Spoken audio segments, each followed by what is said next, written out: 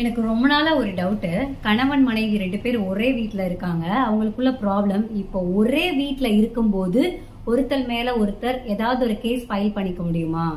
ஏதாவது ஒரு case file பண்ணிக்க முடியுமா? ஜீவனாம்சம் வேணும், இல்ல எனக்கு டைவர்ஸ் வேணும் அப்படின்னு ஒரே வீட்ல இருக்கும்போது 2 பேரும் டைவர்ஸ் பண்ணிக்க முடியுமா? தாராளமா பண்ணிக்கலாம். சட்டத்துல பிரிஞ்சுதான் வாழணும் அப்படின்னு அவசியமே கிடையாது.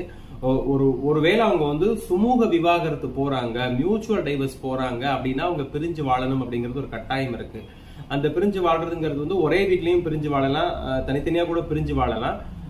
மியூச்சுவல் டைவர்ஸ் எல்லாம் இல்ல சார், அவங்க ஒரே வீட்ல இருந்துட்டு அவங்க கண்டெஸ்டட் டைவர்ஸ் கேக்குறாங்கன்னா தாராளமா நீதிமன்றத்துல போய் அவங்க விவாகரத்து கோரி மனு தாக்கல் பண்ணலாம். ஒரே வீட்ல கணவர் எதுவும் கொடுக்க மாட்டேங்கிறாரு, பராமரிக்க மாட்டேங்கிறாரு, உணவுக்கு தர மாட்டேங்கிறாரு, மற்ற விஷயங்களுக்கு தர மாட்டேங்கிறாருன்னா தாராளமா ஒரே வீட்ல இருந்துட்டு ஜீவனாம்சமும் கேட்கலாம். சட்டத்துல ஒரே வீட்ல இருந்துட்டு கேட்க கூடாதுன்னு எங்கேயுமே சொல்லல. கோர்ட்ல இருந்து நோட்டீஸ் போகும், அதனால ஒரே